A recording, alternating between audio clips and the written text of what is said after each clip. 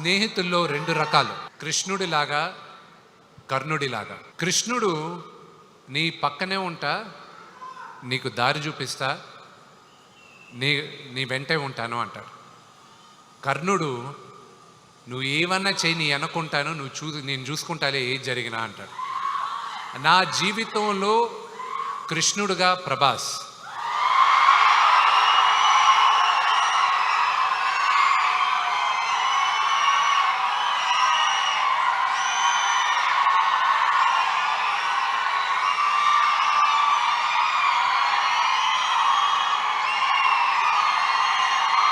అతను ఈ సినిమా చేయాల్సిన అవసరం లేదు,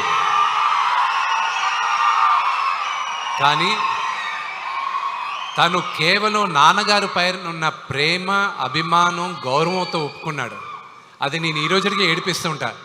వెళ్ళ నువ్వు నాన్నగారి కోసం చేసావు, నా కోసం చేయలేదు, అంతే కదా, బావ కోసమే కదా చేయాలి అంటూ ఉంటాడు. తన గురించి ఎంత చెప్పినా తక్కువే. ఇక్కడ వచ్చిన ప్రభాస్ అభిమానులందరికీ ఒకటే చెప్తాను, ఈ లైవ్ షో చూసే వాళ్ళకు కూడా ఒకటే చెప్తాను, అతన్ని ఒక స్టార్గా మీరు ప్రేమించేదానికన్నా నేను విపరీతంగా ప్రేమించేది అతని మానవత్వం కోసం. అతన్ని చూసుకొని అతని దగ్గర నుంచి ఈ తరం నేర్చుకోవాలి చాలా. కొంత డబ్బు వచ్చినా, కొంత పేరు వచ్చినా మనుషులు మారిపోతూ ఉంటాడు. ఆ వ్యక్తి ఈరోజు భారతదేశంలో కాదు, ప్రపంచంలోనే one of the biggest star. కానీ మేమిద్దరం మొదటి రోజు ఎలా కలిసామో ఈ రోజుటికి అలాగే ఉన్నాం.